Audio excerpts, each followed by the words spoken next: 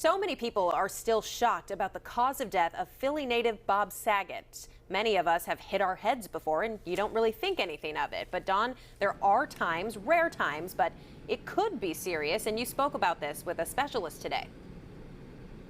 I did. I spoke to a doctor whose specialty is brain trauma, and he says, well, it's really rare to die from hitting your head.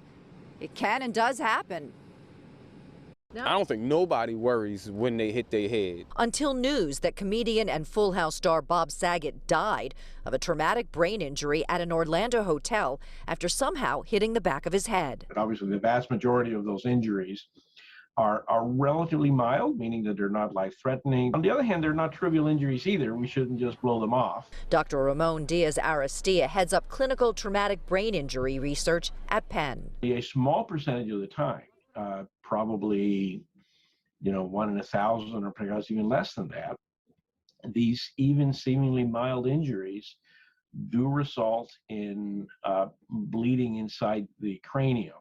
You might feel fine initially, but there are some telltale signs besides the obvious headache that you should get medical attention immediately. Certainly, if there was any period of loss of consciousness or confusion, certainly nausea, vomiting, double vision, vertigo, dizziness, those kind of things, those are things of concern.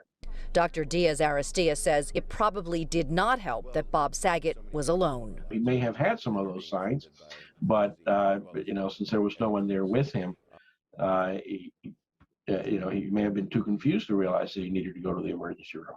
Jill Weglars of Wayne can't believe that's how the actor died.